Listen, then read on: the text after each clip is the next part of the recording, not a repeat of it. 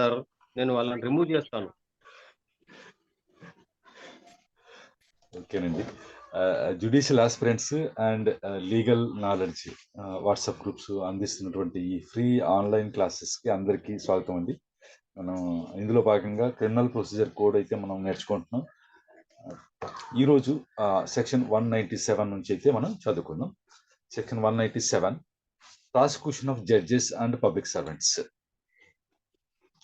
When any person who is or was a judge or magistrate or a public servant not removable from his office, save by or with the sanction of the government, is accused of an offence alleged to have been committed by him while acting or purporting to act in the discharge of his official duty, no court shall take cognizance of such offence except with the previous sanction, save as otherwise provided in the Lokpal and Lokayukt Act 2013.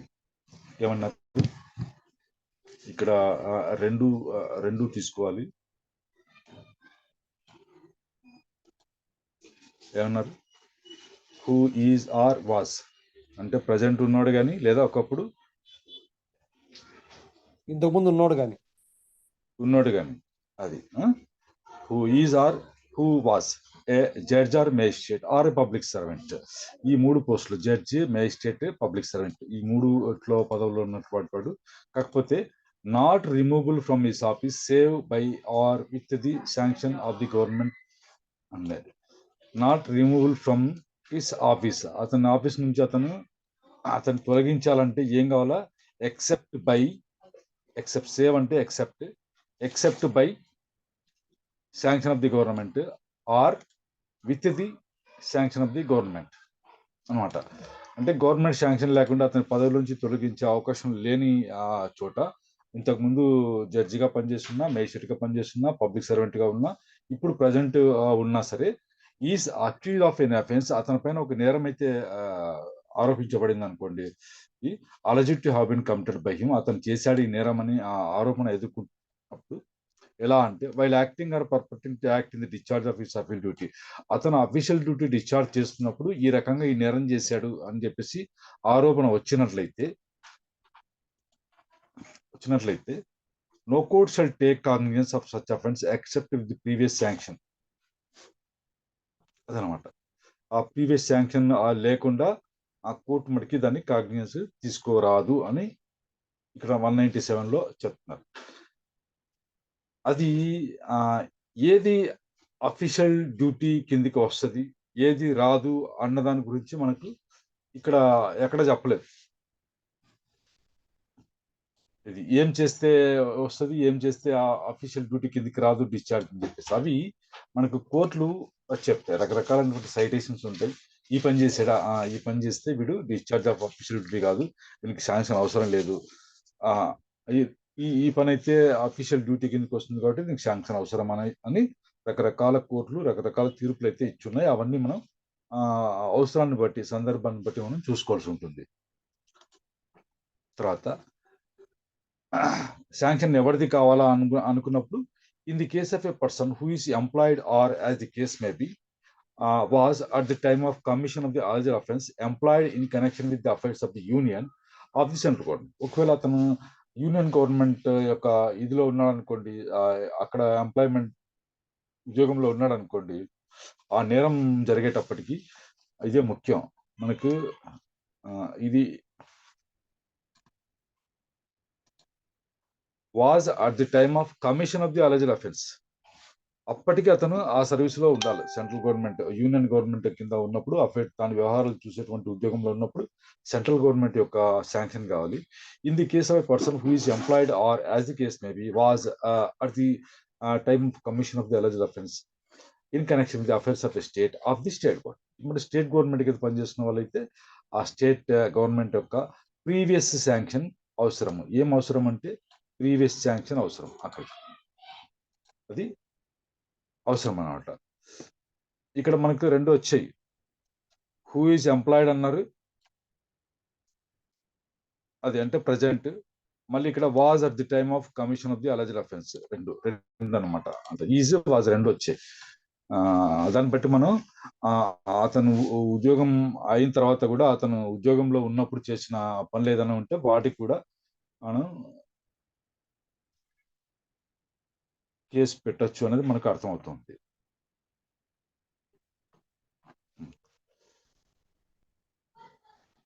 Provided that where the alleged offence was committed by a person referred to in clause B during the period while a proclamation issued under clause 1 of article 356 of the constitution was in force in a state, clause B will apply as if for the expression state government occurring therein the expression central government were substituted.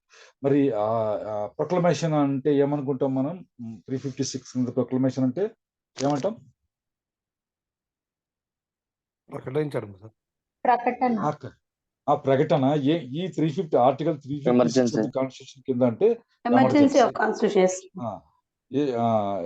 ఇంకా మనం చెప్పుకోవాలంటే ఏమంటాం దాన్ని? అత్యవసర పరిస్థితి. అది ప్రకటించినప్పుడు state government కి బదులు మనం సెంట్రల్ గవర్నమెంట్ అని చదువుకోవాలట. Next, for the removal of doubts, it is hereby declared that no sanction shall be required in case of a public servant accused of any offence alleged to have been committed under sections. ఈ sections అన్ని ఉన్నాయి చూడండి. ఈ 166A 166B ఇక్కడ నుంచి ఈ రెండు, తర్వాత ఇవన్నీ లేడీస్ కి సంబంధించినవి, ఇవన్నీ ఐపీసీ. వీటికి మటుకు శాంక్షన్ అవసరమే లేదట. ఇప్పుడు క్వశ్చన్ అడిగారు అనుకోండి, పబ్లిక్ ఈయన జడ్జిగా పనిచేస్తున్నారు, ఈయన మీద ఈ కేసు పెట్టారు, శాంక్షన్ అవసరమా అన్నప్పుడు మీరు ఈ ఎక్స్ప్లెనేషన్ బట్టి చెప్పొచ్చు అనమాట. శాంక్షన్ అవసరమే లేదు ఈ సెక్షన్స్ కానీ, ఇది చదువుకుని అర్థం చేసుకున్న వాళ్ళు చెప్పగలుగుతారు అనమాట. మనం కూడా ఇప్పుడు చదువుకున్నాం, ఒకసారి మళ్ళీ సెక్షన్స్ అన్ని చూసి నోట్ చేసుకోండి.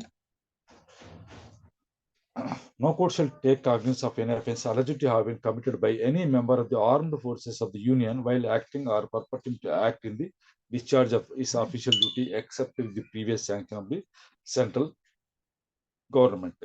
ఇది ఆర్మ్డ్ ఫోర్సెస్ ఉంటాయి కదా, సాయుధ దళాలు ఉంటాయి కదా, అవి వాళ్ళు డ్యూటీ చేసేటప్పుడు ఏదైనా జరిగింది అనుకోండి, వాళ్ళపైన మనం కేసు పెట్టాలంటే మనకి అఫీషియల్ డ్యూటీ డిశ్చార్జ్ చేసినప్పుడు వాళ్ళు ఏమైనా చేసినట్లు మనం కేసు పెట్టాలంటే except with the previous sanction of the central government వాళ్ళపైన మనం కేసు పెట్టడానికి ఉండదన్నమాట.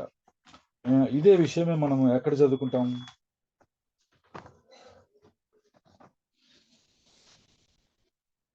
ఎక్కడ చదువుకుంటాం? 192లోనా సార్? మనకి ఇంతకుముందు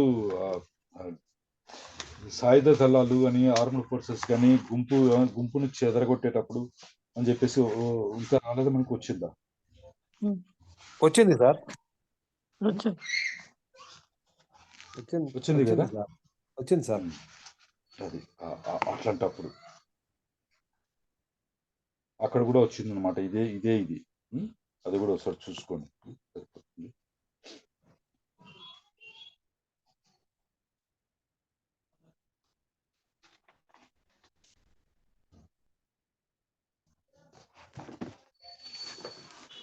The state government may, by notification, direct that the provisions of subsection 2 shall apply to such class or category of the members of the forces charged with the maintenance of public order as the case as may be specified therein, wherever they may be serving, and thereupon the provisions of that subsection will apply as if for the expression central government occurring therein the expression state government were substituted. సరే, ఆ state government వచ్చేసి మనకు పైన ఏమన్నా ఇక్కడ central government ఉంది కదా, central government ఉంది కదా, ఇటువంటి ఇదే ఆర్మ్డ్ ఫోర్సెస్ వచ్చేసి స్టేట్ గవర్నమెంట్కి చెందిన అనుకోండి, అప్పుడు స్టేట్ గవర్నమెంట్ వచ్చేసి ఒక నోటిఫికేషన్ ద్వారా ఈ సబ్సెక్షన్ 2లో ఉన్నటువంటి ప్రావిజన్స్ కొన్ని క్లాసెస్కి class or category of the members of the forces charged with the maintenance of public order, వీటికి మటుకే వర్తిస్తుంది ఈ సబ్సెక్షన్ 2లో ఉన్న ప్రావిజన్స్ అని చెప్పేసి స్టేట్ గవర్నమెంట్ బై నోటిఫికేషన్ ద్వారా ఇవ్వచ్చు. అలాంటప్పుడు ఈ సెంట్రల్ గవర్నమెంట్ అని వచ్చిన చోటల్లా మనం స్టేట్ గవర్నమెంట్ అని దాన్ని సబ్స్టిట్యూట్ చేసుకుని అర్థం అన్వయించుకోవాల్సి ఉంటుంది అన్నమాట. అంటే స్టేట్ గవర్నమెంట్ యొక్క ప్రీవియస్ శాంక్షన్ లేకుండా వాళ్ళపైన కేసు పెట్టడానికి ఉండదు. ఆ certain classes or category of members of forces ని నోటిఫై చేసి ఉంటారు కదా నోటిఫికేషన్లో, అందులో ఉన్న వాళ్ళపైన కేసు పెట్టాలంటే స్టేట్ గవర్నమెంట్ యొక్క ఆ ప్రీవియస్ శాంక్షన్ అయితే అవసరం ఉంది అని చెప్పేసి మనం అర్థం చేసుకోవాలి. 3A, notwithstanding anything contained in subsection 3, subsection 3లో ఏమి చెప్పబడి ఉన్నప్పటికీ no court shall take cognizance of any offence alleged to have been committed by any member of the forces charged with the maintenance of public order in state while acting or purporting to act in the discharge of his or her duty during the period while a proclamation issued under clause 1 of article 356 of the constitution was in force therein except with the previous sanction of the central government. ఒకవేళ ఇలా state government కి చెందిన వాళ్ళు ఎవరైనా maintenance of public order దాంట్లో డ్యూటీలో వేశారనుకోండి, proclamation ఉన్న టైంలో అయితే మనకు శాంక్షన్ ఎవరిది కావాలంటున్నారు, సెంట్రల్ గవర్నమెంట్ శాంక్షన్ అయితే కావాలని చెప్తున్నారు. రెండు విధాలు ఇచ్చారు. అంటే అత్యవసర పరిస్థితి లేనప్పుడు, అత్యవసర పరిస్థితి ఉన్నప్పుడు ఎలా అన్నది. లేనప్పుడైతే స్టేట్ గవర్నమెంట్, ఉన్నప్పుడైతే సెంట్రల్ గవర్నమెంట్ యొక్క ప్రీవియస్ శాంక్షన్ అవసరమని క్లుప్తంగా అయితే మనం తెలుసుకోవచ్చు. 3B, notwithstanding anything to the contrary contained in this code or any other law, it is hereby declared that any sanction accorded by the state government or any cognizance taken by a court upon such sanction during the period commencing on the 20th day of August 1991 and ending with the date immediately preceding the date on which code of CRBC receives the assent of President with respect to an offence alleged to have been committed during the period while a proclamation issued under clause 1 of Article 356 of the Constitution was in force in the state shall be invalid and it shall be competent for the central government in such a matter to accord sanction and for the court to take cognizance thereon. ఇదైతే date ఏమో ఇచ్చాడు. ఎక్కడి నుంచి?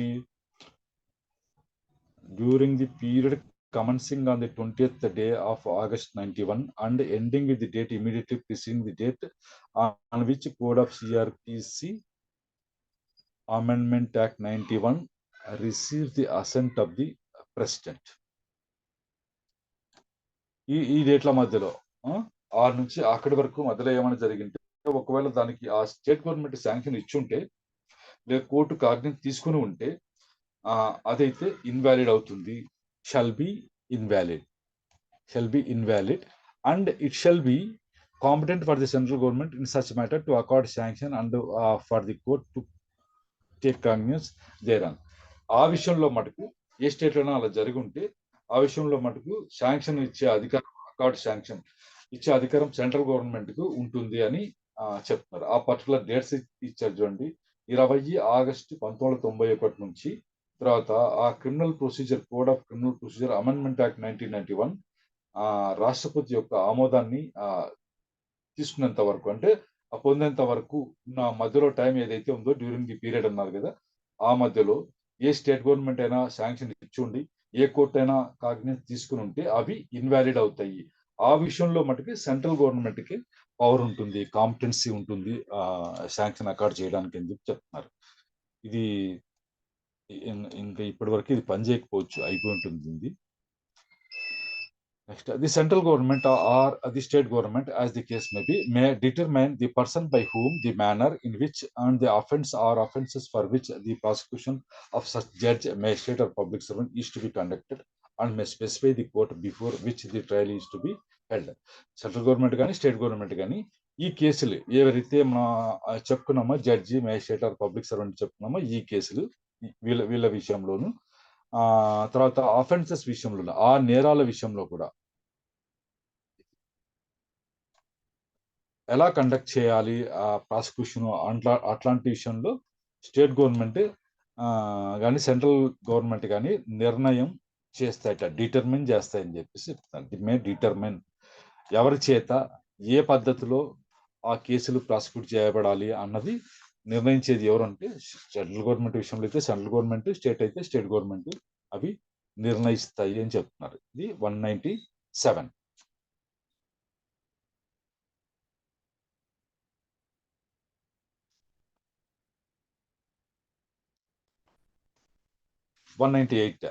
Prosecution for offences against marriage. No court shall take cognizance of an offence punishable under Chapter 20 of the IPC except upon a complaint made by some person aggrieved by the offence. Chapter 20లో ఉన్నటువంటి నేరాలకు సంబంధించి బాధితుడు ఎవరైతే ఉన్నారో aggrieved person, some person aggrieved by the offence, వాళ్ళ complaint తో మాత్రమే అది తీసుకోవాలా అని చెప్తున్నారు. చాప్టర్ 20 అట. చాప్టర్ 20లో ఏమేమి నేరాలు ఉన్నాయో ఒకసారి చూద్దాం. చాప్టర్ 20లో 493 ఉంది, తర్వాత 494 ఉంది, 495 ఉంది, 496, 497, 498 ఇంతవరకు చాప్టర్ 20లో ఉన్నాయి. అది ఏమేమి నేరాలు వస్తాయి అన్నప్పుడు కూడా మనం చూసుకున్నాం ఒకసారి. cohabitation caused by a man deceitfully inducing a belief of lawful marriage, తర్వాత marrying again during life time of husband or wife. ఇది same offence with the concealment of former marriage from person with whom subsequent marriage is contracted. 496 marriage ceremony fraudulently gone through without lawful marriage, అదొకటి. Adultery. తర్వాత వచ్చేసి enticing or taking away or detaining with criminal intent a married women. ఈ ఈ నేరాలు మాత్రం aggrieved person aggrieved by the offence అతను ఇస్తేనే తీసుకోవాలన్నమాట.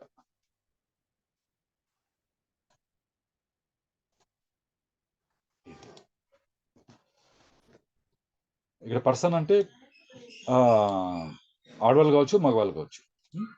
Provide that where such person is under age of 18 years, 18 ఏళ్లకు లోపు ఉంటే ఈ or is an idiot or lunatic, మతిస్థిమితం లేని వాళ్ళు ఉంటారు కదా, వాళ్ళు ఉన్నప్పుడు or is from sickness or infirmity unable to make a complaint. వాళ్ళు సిక్నెస్ వల్ల కానీ లేదా వైకల్యం వల్ల కానీ కంప్లైంట్ చేయడానికి వాళ్ళకి చేతగాలేదు అనుకోని unable to make a complaint. Or is women who according to the local customs and manners ought not to be compel to appear in public. మరి వారి ఆచారాల ప్రకారం ఏ స్త్రీ అయినా సరే పబ్లిక్ లో అపేర్ అవ్వకూడదు అన్నటువంటి ఏదైనా ఉంటే వాళ్ళు some other person may with the leave of the court make a complaint on his or her behalf. అప్పుడు అలాంటి పరిస్థితుల్లో ఎవరు చేయొచ్చు? సమ్ అదర్ పర్సన్, అయితే కాకుండా ఇంకెవరైనా బట్ లీవ్ ఇదైతే ఉండాలి. Permission of the court. Leave అంటే పర్మిషన్ తీసుకుని కంప్లైంట్ చేయొచ్చు. అతని తరపున కానీ ఆమె తరపున కానీ చేయొచ్చు. ఎలాంటప్పుడు 18 ఏళ్ళ లోపల ఉన్నప్పుడు పర్సన్ అంటే ఆడగాని మగాని, తర్వాత ఈ మతిస్థిమితం లేని వాళ్ళు కానీ లేదా సిక్నెస్ ఇన్ఫర్మిటీ వల్ల కంప్లైంట్ చేయడానికి చేతగాని వాళ్ళు కానీ లేదా ఉమెన్ కానీ అందరిలో అపేర్ కాలేని పరిస్థితి ఉంటుంది కదా సాంప్రదాయాల ప్రకారం, వాళ్ళ తరపున సమ్ అదర్ పర్సన్ వచ్చి కంప్లైంట్ అయితే చేయొచ్చు. కంప్లైంట్ అన్నప్పుడు గుర్తుపెట్టుకోండి, complaint has to be made to a మేజిస్ట్రేటే కదా, మేజిస్ట్రేట్కి మనం కంప్లైంట్ ఇవ్వాల్సి ఉంటుంది. అది where such person is the husband and ఈ serving in any of the armed forces of the union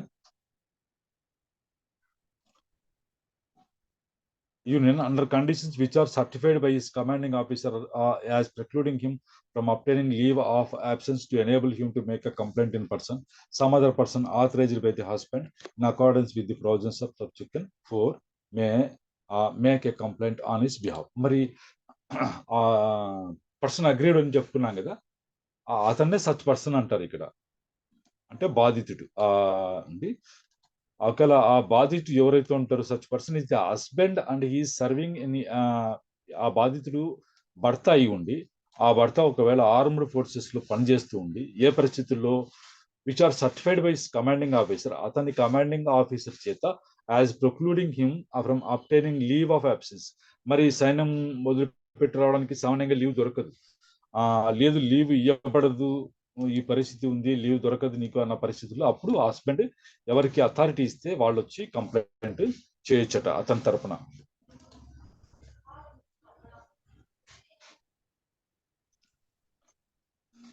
where the person agreed by an offense punishable under section 494 or section 495 of the IPC is the wife, complaint may be made on her behalf by her father, mother, brother, sister, son or daughter, or by her father's or mother's brother or sister, or with leave of the court by any other person related to her by blood, marriage or adoption. వీళ్ళంతా ఇవ్వచ్చు అనమాట. 494, 495 కేసుల విషయంలో. తర్వాత వచ్చేసి agreed person wife అయినప్పుడు, భర్త అయినప్పుడు కాదు, వైఫ్ అయినప్పుడు మాత్రమే వాళ్ళ ఫాదర్ కానీ మదర్ కానీ బ్రదర్ సిస్టర్ సన్ డాటర్, మళ్ళీ వాళ్ళ ఫాదర్ యొక్క లేదా వాళ్ళ అమ్మ యొక్క బ్రదర్ సిస్టర్ మరి కోర్టు పర్మిషన్ తీసుకొని బై ఎనీ అదర్ పర్సన్ వాళ్ళు వచ్చి కంప్లైంట్ అయితే చేయొచ్చట. For the purpose of subsection 1, no person other than the husband of woman shall be deemed to be aggrieved by any offense punishable under section 497 or section 498 of the said code. ఈ విషయంలో 497 మరి 498 మరి 497 already ఇప్పుడు ఉందా లేదా అన్నది మనకు ఇంకా ఇదనమాట సైకాప్ చేశారు అనుకుంటాను, కాకపోతే యాక్ట్ అట్లాగే ఉంది. అది 498 ఎంటైసింగ్ అని చెప్పుకున్నాం కదా. ఆ రెండు కేసుల్లో అగ్రీడ్ పర్సన్ డెఫినెట్ గా ఎవరై ఉండాలి, హస్బెండ్ తప్ప వేరే వాళ్ళు ఉండొద్దు. అదనమాట ఈ 497 498 ఆ విషయంలో మటుకు కేవలం భర్తనే అగ్రీడ్ పర్సన్ గా భావిస్తారనమాట. Provided that in the absence of the husband, some person who had care of the woman on his behalf at the time when such offense was committed may, with the leave of the court, make a complaint on his behalf. మరి సరే ఆ భర్త ఒకవేళ absent ఉన్నాడు అనుకోండి, అంటే భర్త గైర్హాజరీలో some other person who had care, ఆమె పట్ల ఎవరైనా కేర్ తీసుకునేటువంటి బాధ్యత కలిగిన ఇది ఉన్నారనుకోండి, వాళ్ళు అంటే ఆ నేరం జరిగేటప్పటికి ఏ పర్సన్ యొక్క కేర్ అండ్ కస్టడీ అనుకోండి, కేర్ అనుకోండి, చూసుకోవడానికి ఒక వ్యక్తి అంటూ ఉంటారు అనుకో భర్త లేనప్పుడు, ఆ వ్యక్తి with leave of the court make a complaint on his behalf, భర్త తరపున కంప్లైంట్ ఇవ్వచ్చు అని చెప్పేసి ఒక ప్రావిజన్ కూడా ఇచ్చారు. ఈ రెండింటికి సంబంధించి భర్త మాత్రమే కంప్లైంట్ ఇవ్వాలని చెప్తున్నారు. మళ్ళీ ఒక ఎక్సెప్షన్ ఇచ్చారు, ప్రొవిజన్ ఇచ్చారు. ఏమని ఇచ్చారు, ఒకవేళ భర్త ఆబ్సెన్స్ లో some other person who had care of the women, ఆమెను జాగ్రత్తగా చూసుకోవాల్సినటువంటి మనిషి ఎవరైతే ఉన్నారో ఉన్నట్లయితే వాళ్ళు కోర్టు పర్మిషన్ తో కంప్లైంట్ అయితే చేయొచ్చు అని చెప్తున్నారు. When in any case falling under clause A of the proviso to subsection 1, the complaint is sought to be made on behalf of a person under the age of 18 years or of a lunatic by a person who has not been appointed or declared by a competent authority to be the guardian of the person of the minor or lunatic, and the court is satisfied there is a guardian so appointed or declared, the court shall, before granting the application for leave, cause notice to be given to such guardian and give him a reasonable opportunity of being heard. సరే, మళ్ళీ 18 years కు లోపల ఉన్న వాళ్ళు lunatic అనుకున్నాం కదా, అనుకున్నప్పుడు వాళ్ళ తరఫున ఎవరైనా సరే వచ్చి అదర్ పర్సన్ వచ్చి ఇవ్వచ్చు అని పైన అయితే చదువుకున్నాం కదా. ఇక్కడ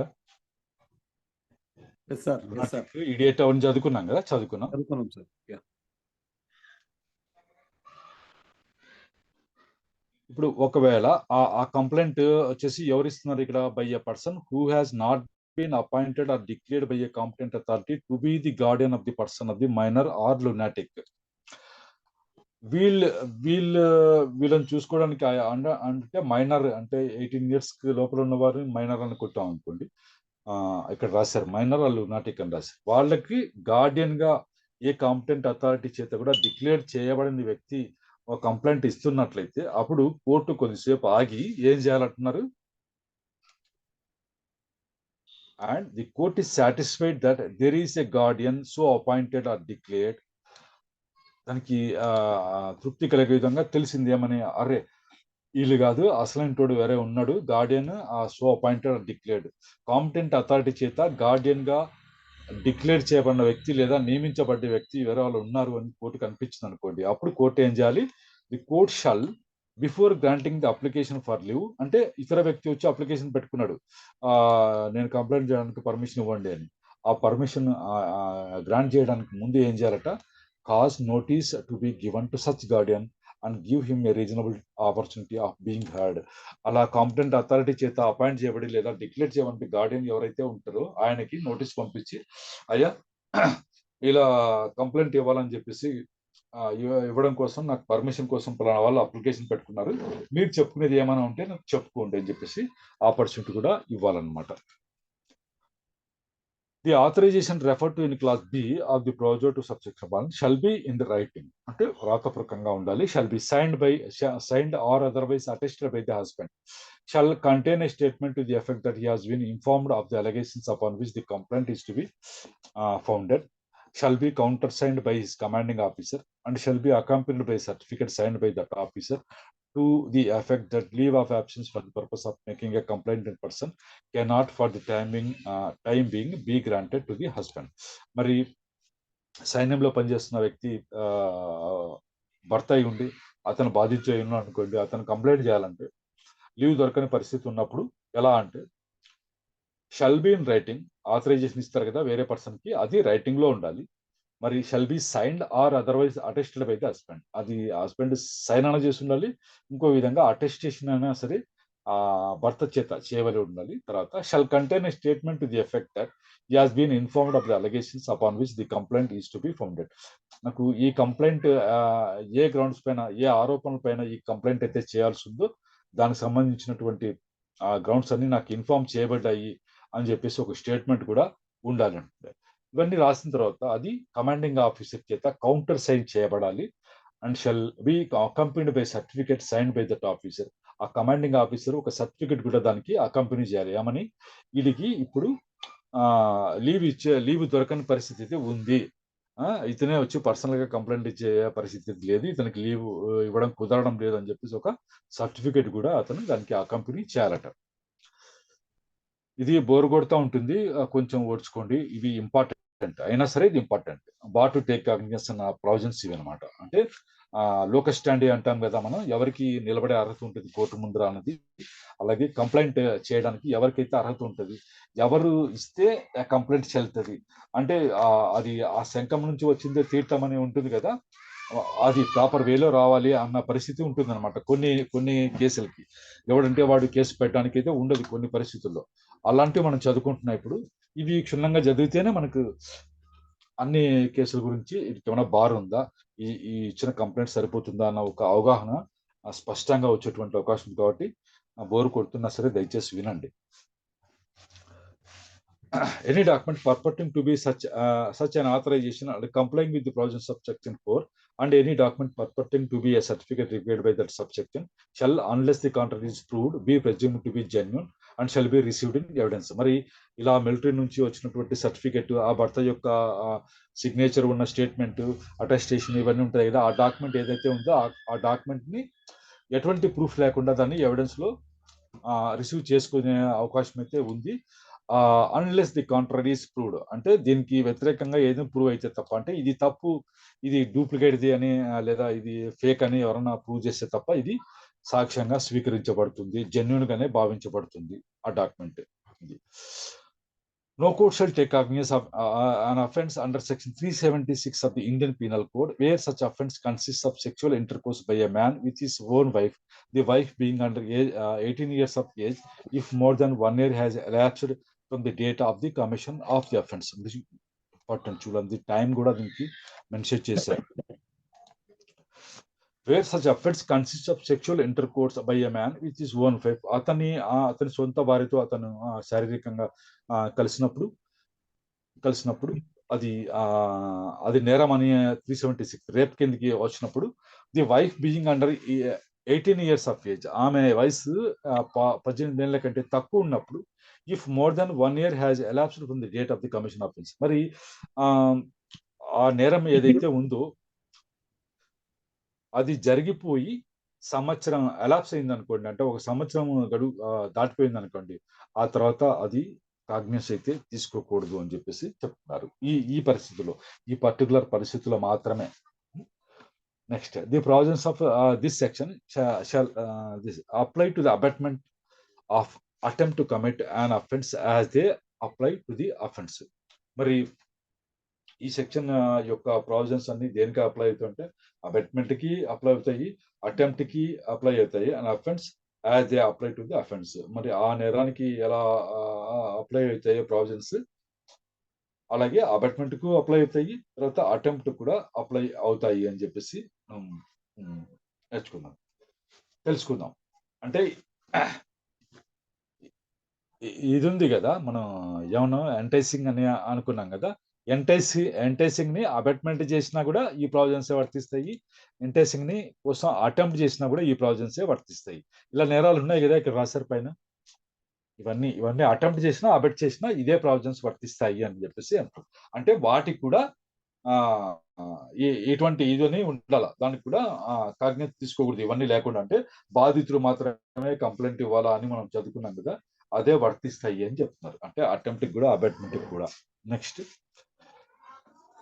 198A. Prosecution of offences under section 498A of the Indian Penal Code. No court shall take cognizance of an offence punishable under section 498A of the Indian Penal Code, except upon a police report of facts which constitute such offence, or upon a complaint made by the person agreed by the offence, or by her father, mother, brother, sister, or by her father's, mother's, brothers, or sister, with the leave of the court, by any other person related to her by blood, marriage, or adoption. మరి 498A కేసులకు సంబంధించి అయితే police report అయినా ఉండాలి, అంటే ఆ నేరం జరిగిందని చెప్పేటువంటి ఫ్యాక్ట్స్ ఉన్నటువంటి పోలీస్ రిపోర్ట్ అయినా ఉండాలి, లేదా complaint made by the person aggrieved by the offence.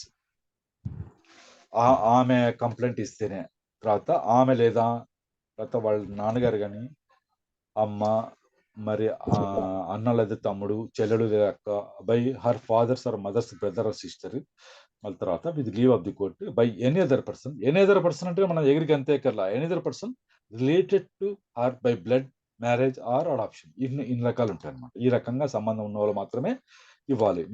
మీరు నేను వెళ్ళి ఇవ్వడానికి అయితే ఉండదు. 498A అది అనమాట. 198B.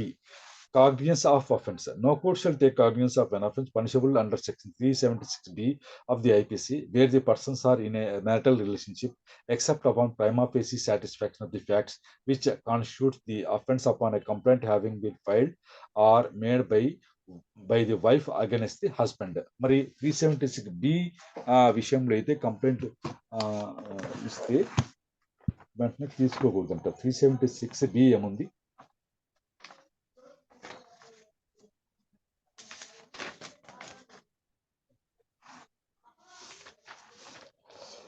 Sexual intercourse by husband upon his wife during separation. వాళ్ళు విడివిడిగా ఉండేది జ్యుడిషియల్ సెపరేషన్ అని మనం చదువుకుంటాం కదా హిందూ మ్యారేజ్ యాక్ట్ లో. ఆ రకంగా డిగ్రీ పొందిన తర్వాత కూడా వాళ్ళు శారీరకంగా ఇద్దరు కలిస్తే, అప్పుడు శారీరకంగా కలిసినప్పుడు భార్య కంప్లైంట్ ఇస్తేనే, ఇచ్చి తర్వాత except upon prima facie satisfaction of the facts which constitute the offence ఉండాలి. Prima facie satisfaction of the facts which constitute the offence అని ఉన్నప్పుడే కాగ్నియన్స్ తీసుకోవాలి, లేకపోతే తీసుకోవడానికి లేదనమాట. అది నెక్స్ట్, ప్రాసిక్యూషన్ ఫార్ డిఫమేషన్.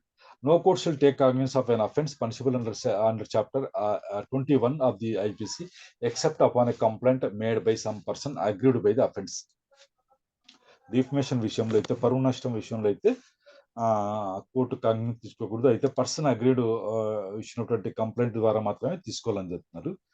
దానికి ప్రొవిజన్ ఇచ్చారు. Provided that where such person is under the age of 18 years, or is an idiot or a lunatic, or is from sickness or infirmity unable to make a complaint, or is one who according to the local customs పైన చదువుకున్నాం కదా అలాగే, and manners ought not to be compelled to appear in public, some other person may with the leave of the court make a complaint on her behalf.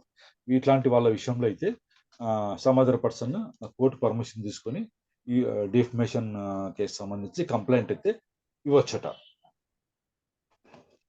ఇస్తేనే కాగ్నియన్స్ తీసుకోవాలని చెప్తున్నారు defamation విషయంలో. అది కూడా గుర్తుపెట్టుకోవాలి మనం.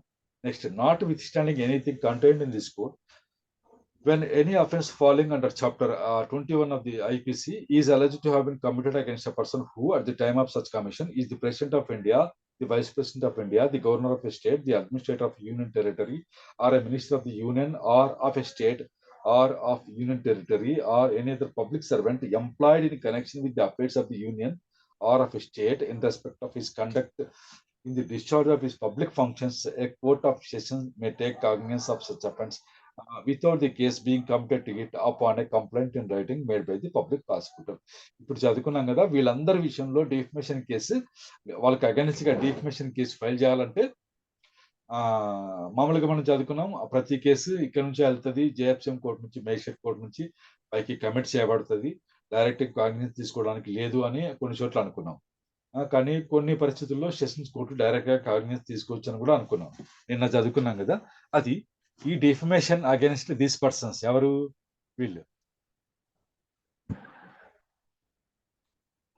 వీళ్ళందరూ president of India, vice president, వీళ్ళంతా ఉన్నారు కదా.